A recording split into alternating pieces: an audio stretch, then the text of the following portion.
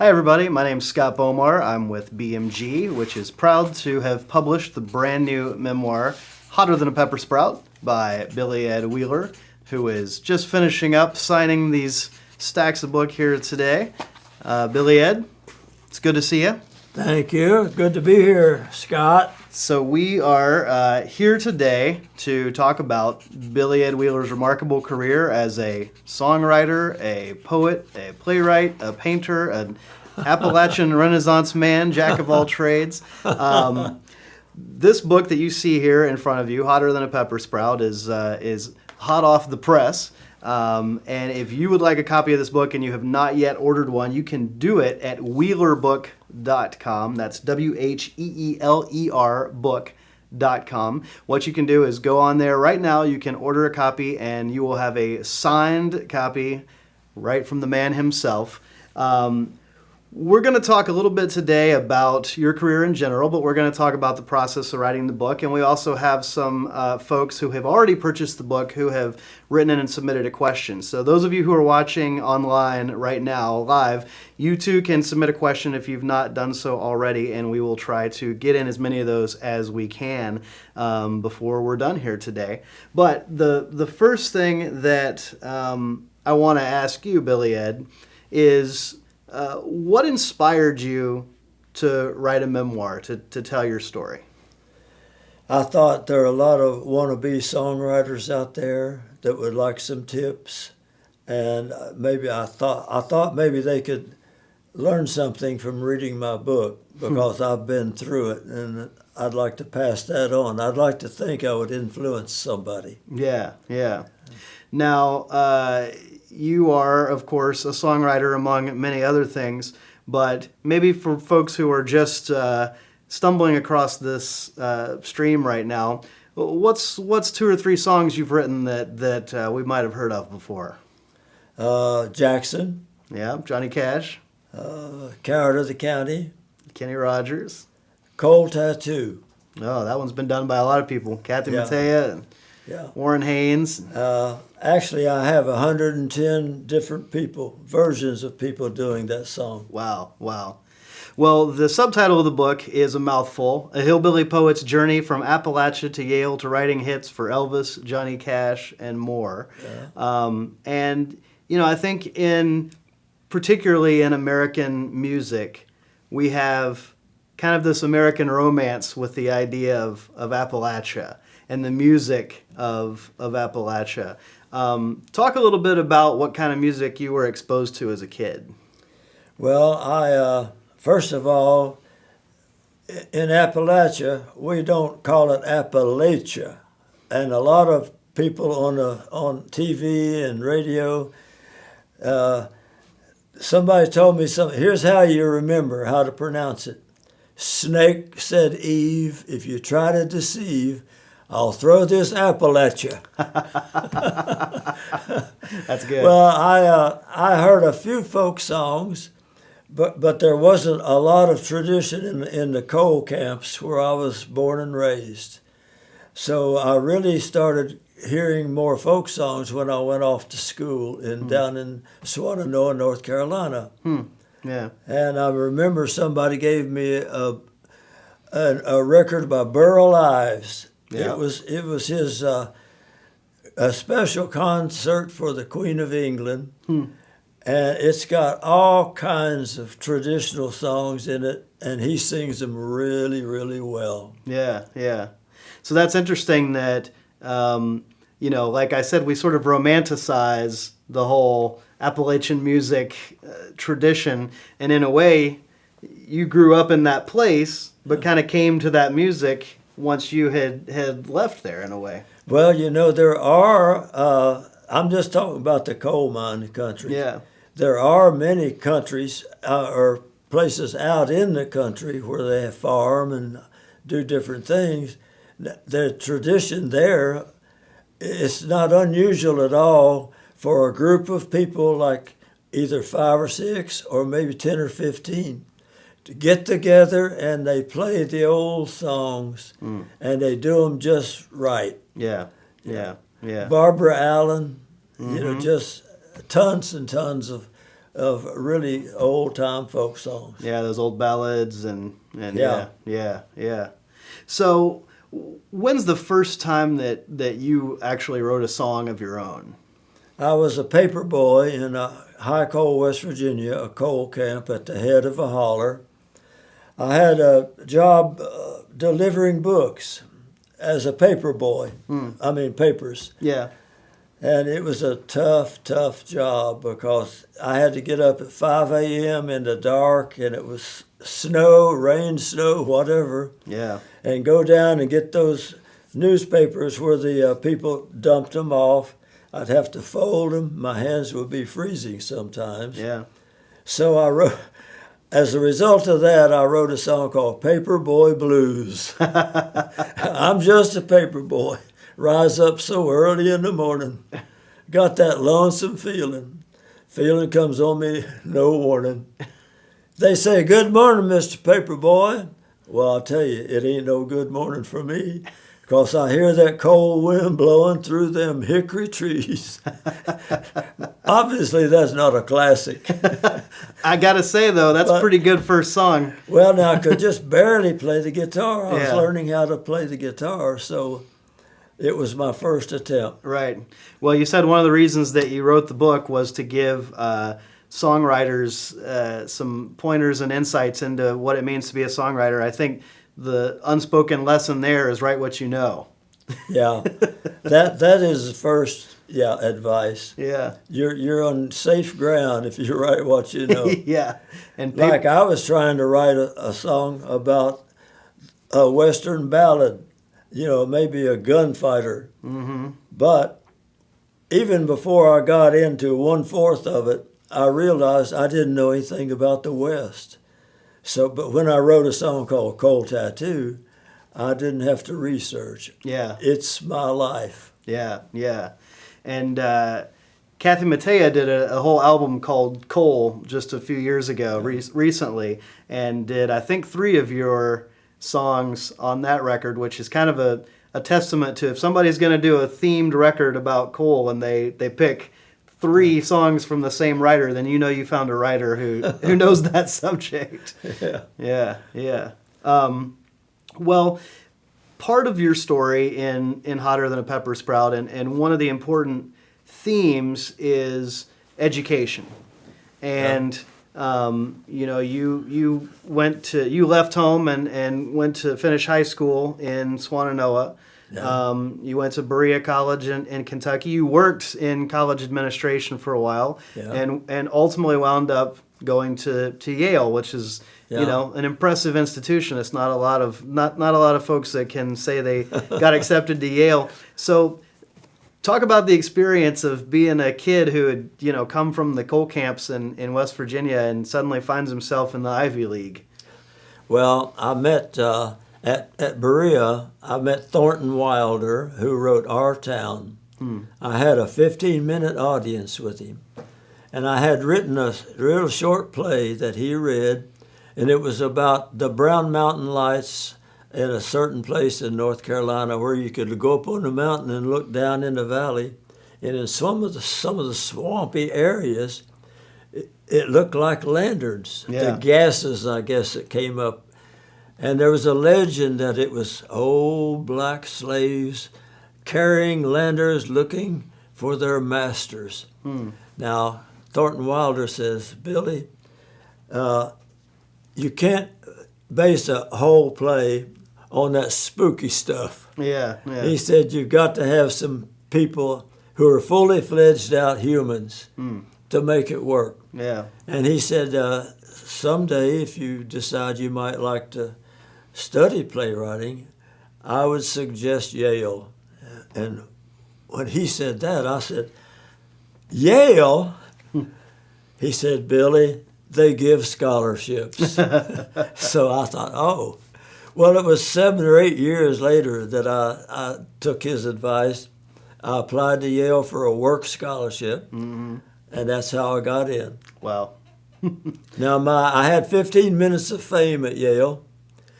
The instructor said, write something traumatic that happened to you when you were really young. Yeah. And I remembered burning my granddad's green beans. He said he's put them on to boil, but he said they're just mainly going to simmer. Yeah. And that piece of fat back. Every half hour, add some water. Well, I got out in the yard playing football with a Carnation milk can, and I smelled it. And I ran in, and the beans were really burned. I took what I thought were good ones and laid them to the side and scraped off all the bad ones, Right. put the water back in. But when he came in, he smelled them. He says, "Billy, you got to go home." Now, at Yale, that was traumatic. That was my experience. Yeah. And the final word was, "Buddy, if you burn one bean, you burn them all." And that was my 15 minutes of fame at Yale University. And because of that little homespun truth, Yeah. I had second and third degree playwrights come and look me up, or they'd see me in the hall. "Hey, Wheeler, burn one bean, burn them all." And then a guy would sidle around and say, "Oh, maybe we ought to write a play together." Right. And I'm thinking, all of that just for some burned beans? Yeah. Well, one guy said, I was in kindergarten, then high school, then college, and now here I'm at Yale. I don't have anything to write about. I said, "Well, quit right now. Go get you a job, because that's where the stories are." Right. Yeah. Well, in a minute, we're going to start digging into some questions, and some people have submitted questions that are mostly about songwriting and about your music career. And again, if there's folks watching who want to submit a question, you can go get order your own signed copy of Hotter Than a Pepper Sprout at wheelerbook.com, and be sure to go ahead and do that if you would like to get it. There's so many good stories in here. And before we get to the questions that folks have submitted, I just want to kind of get to how you became a professional songwriter, because I know when you were at Yale, you started kind of making some trips into New York City, and ultimately connected with a man who is a very well-known songwriter, and that kind of started things off for you. Tell us about that. Well, I met a guy when I went down into the city, and he was at a producer and manager's office, had a lot of folk artists on his repertoire, and coming out of his office, this man, a little fairly short guy, was heading for the elevator, but he looked over and saw me, came over and says, "Hi, I'm Norman Gimbel." I didn't make any sense to me at that time, but it turned out he was a world-class lyricist. Yeah, and for folks who might not know that name, he wrote the lyrics to Girl from Ipanema. He wrote Killing Me Softly. I mean, one of the very revered, famous songwriter. Absolutely. Yeah. Well, he gave me, he said, I have a copy of your first album. And he said, I can't explain the songwriting process, but if you like, I'll take you to a couple of friends of mine who are really big publishers and songwriters. And he did, and I played them songs, and they said, "Billy, these are too folksy. You got to write songs that are more commercial." Yeah. And so I finally did come up with one about a preacher. Instead of a gunfighter that I was trying to write about, turns out he turned out to be a preacher, the Reverend Mr. Black. And it was an old country song, Mule Train. Oh, yeah. There's a line in there, "There's a Bible in a sack for the Reverend Mr. Black." And when I heard that, and after I saw a picture of him, I said, "That's my hero." Yeah. He's not a gunfighter. Yeah. He's a preacher. Yeah, yeah. And those friends of Norman Gimbel's that he took you to see, that was... Jerry Lieber and Mike Stoller. Yeah, the men who wrote Hound Dog and Jailhouse Rock and Yakety Yak and about a list as long as your arm of every early rock and roll hit there was, basically. Yeah, they were great writers, Yeah. no doubt about it. Yeah, yeah. Well, so that kind of launched your songwriting career. Jerry Lieber and Mike Stoller, they got the Kingston Trio to record the Reverend Mr. Black, and that was kind of the start for you. And so now that we've sort of established how you got into it, I do want to ask some of the questions that folks are submitting online here. And this is one from Lester from Santa Ana, California. And Lester says, who was your favorite person that you wrote songs for? So I guess your favorite artist that recorded your songs. Who was the favorite artist for you personally that recorded your songs, and why? Johnny Cash. Good answer. Yeah. I met Johnny in 1965. He was the headliner in New York Folk Festival. Mm-hmm. He was a headliner, and I was at the bottom of the pole. But I shook hands with him. It was at Carnegie Hall, which allowed me to go backstage. Shook hands with him, and he had heard Jackson on my folky type album. Yeah. And he says, Billy, someday I'm going to record that. And my wife Mary said, I hope that someday hurries up and gets here. Right. And that was my first acquaintance with him. Yeah, yeah. And then Johnny went on to record Blistered, which was Blistered.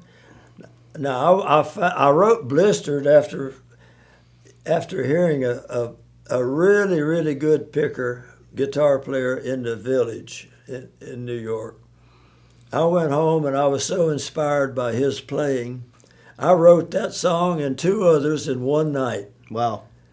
I don't know, but he said, I got great big blisters on my bloodshot eyes. I'm looking at that long-legged woman up ahead. Right. He says, I got blisters on my, yeah. on my eyeballs. Yeah, it's a funny song. It's a cute song.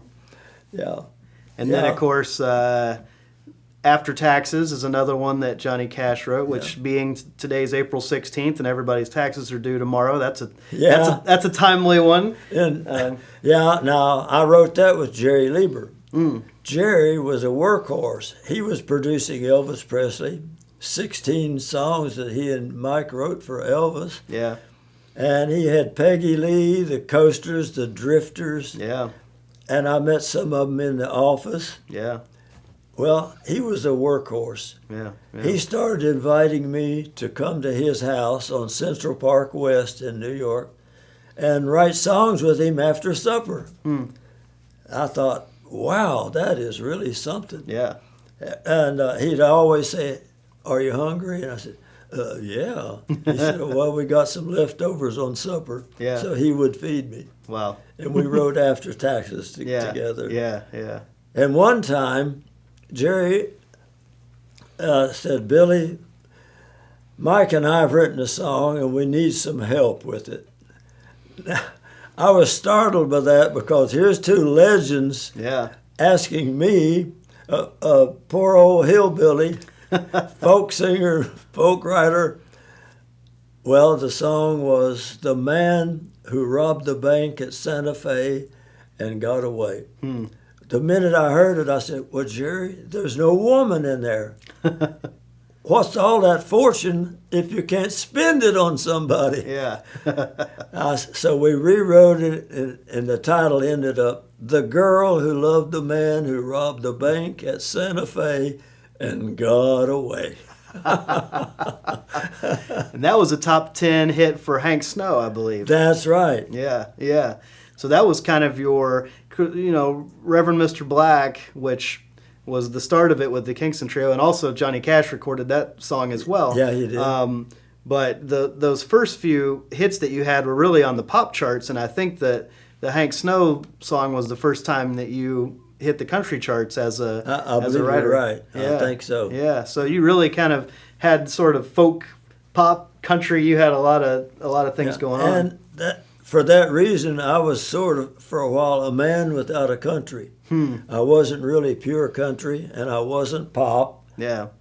So I was stuck in the middle. Yeah. It's like when I was out with educated highbrows, I was looked on as a hillbilly, not too bright. Yeah. Well, when I was out with my hillbilly friends and college friends, I forget, but they called me an egghead. Yeah. Mr. Ivy League. Like I was so bright, you know, and intellectual. Right, right. But so there I was stuck between those Yeah. two groups. Yeah, yeah. Yeah, I always kind of thought it was interesting because, you know, the one song that you had that was a big hit as an artist was Ode to the Little Brown Shack Out Back, which was a top 5 country hit. And about the same time that you were doing that, you're playing the Newport Folk Festival. And this was the late 60s where, you know, the folk scene and the commercial country music scene didn't always really fit together. Right. And like you say, you were a man without a home straddling two worlds, Yeah. you know, which Right. which I think makes for an interesting life story. You know, when we read this book, it's not a typical, oh well, we've all heard this a million times. It's A to B to C. You know, it's a rich experience that you've had in life, and I think that really makes this book a special kind of memoir. The key to my success is having met the right person at the right time. That tells my whole story. Yeah, yeah, And, you know, Thornton Wilder, and then Norman Gimbel, yeah, Jerry Lieber, and Mike Stoller. I mean, it's uncanny to me, right. but I'm always thankful for those people Yeah, that helped propel my career into a different direction. sure. Make me Yeah. more successful. Yeah, yeah. So another question here that was submitted by Jana, who submitted this from Nashville, where we happen to be sitting at this very moment. And this is a question songwriters get asked a lot. And I'm sure you've been asked this, but she asks, do you start with lyrics first or melody first? I start with the idea first, because Jerry and Mike told me, they said, the idea is the most important, and it usually ends up being the title of your song. And then after that, I used to write both of them together by myself. Sure. Like the melody helped the lyric, and the lyric helped the melody. Yeah. So that there's no set way to do it. Now, if I'm co-writing, I would usually, if I was with a better guitar player, he would hold the guitar, and I would come up with a lyric, and then he would alter it or add to it. Yeah. So it was collaboration. Yeah. Yeah. Yeah. Yeah. So no rules. It just kind of depends That's right. on the situation. That's right. Yeah. Yeah. We got a couple people who just made some comments that aren't necessarily questions. One is from Wilna in Montesano, Washington, who says, I wonder if you are a relative, but she didn't put her last name, so I guess you're a relative of somebody, so the answer to that is you're a relative. And then we got one here from James in Thurman, Ohio. James says, I hope you remember that I was the student at Warren Wilson College, worked for Sam Miller, and got stuck under your studio, and Dr. and Mrs. Bannerman pulled me out. Thanks for the memories. Sam Miller was also a soccer coach. Ah, okay, okay. And then we've got folks writing in, Patricia from Hampstead, Maryland, just to say that she and Wayne are excited about your book. Good luck to you. Wayne Long was also a student at Berea with you. So folks who have, had memories with you are writing in just to say, how much they appreciated your friendship and are excited about this book. One of the questions here, this is another one that I'm sure that you get asked a lot, and it's a song that we've touched on, but we haven't gotten too deep into. So I'm going to ask you the question and then ask you to tell us the story of where you got the idea for the song. But the question is, does Jackson refer to Jackson, Tennessee, Jackson, Mississippi, or what Jackson is it? Well, when I was writing that song, I needed the name of a town, and I tried Nashville and some other but it was too soft. I needed a hard, brittle title. Yeah. And somehow I came up with Jackson. And when Nancy Sinatra did it, at the end they repeated Jackson, Jackson, Jackson. Well, that song I don't remember exactly where I got all the inspiration for it. Yeah. But it's a strange association. Yeah. Because when I was at Yale, we studied a play called Who's Afraid of Virginia Woolf about Edward Albee. It was a Broadway play. Yeah. And that couple fought like cats and dogs. I Yeah. mean, they were really mean to each other. But the way they bantered back, that stuck in my mind. Sure. And I thought, I'm going to write a duet. I'm going to have them do that same thing, but in a nicer way. More compatible. Yeah. Just teasing. Yeah. Yeah. And who would ever have thought that Who's Afraid of Virginia Woolf, that later became a movie with Elizabeth Taylor and Yeah. Richard Burton. Yeah. There's no way I should have put those two together, but I did. Right. Right. Sometimes, that's another good example of you straddling the worlds of hillbilly music and high art. That's right. That's a real good example. You're right. Now, another question that was submitted here is, you've had a long career, and you've just now written your book, but you could have, written it 20 years ago or at any other time. So why now? What was the catalyst to? Well, actually, I started it probably when I was 40, and I got into about 70 or 80 pages, didn't feel right. Then when I was 55 or 60, I tried it again, and again it didn't feel right. But there was a nice editor of a magazine in Berea, Kentucky. I sent him one of those, and he wrote back and said, "Billy, you're trying to sound too literary. Huh.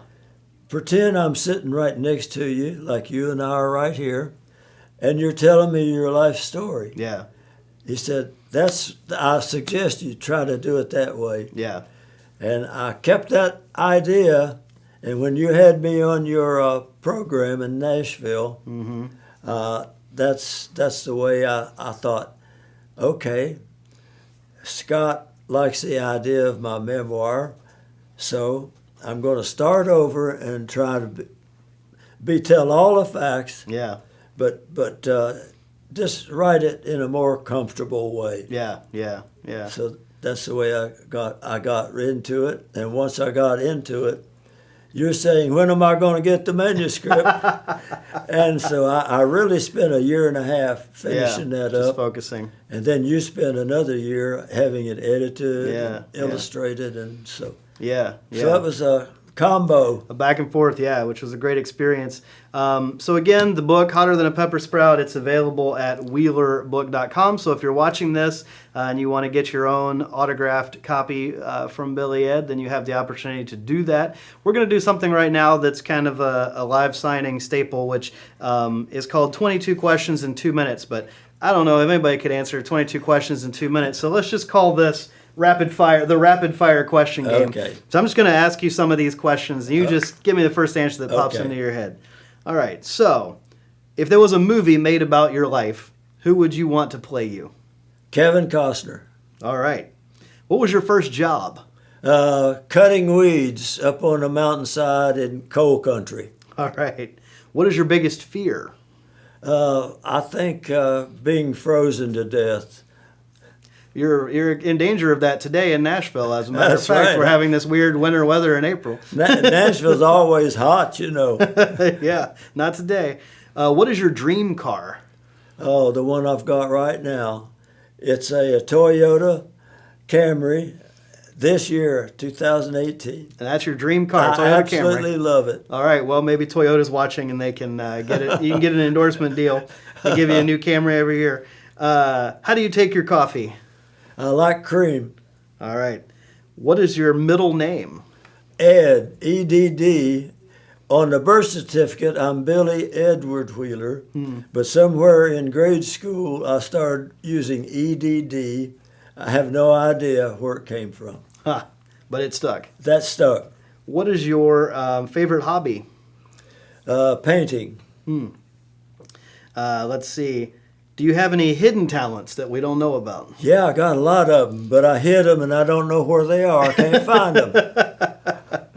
Well, here's a burning question that everybody wants to know. What color is your toothbrush? Multi. I got a blue one, and I've got a white one, and I've got a multicolored one. Oh, there you go. Yeah. That's what that Jackson money will get you. You can be fancy and have multiple toothbrushes. I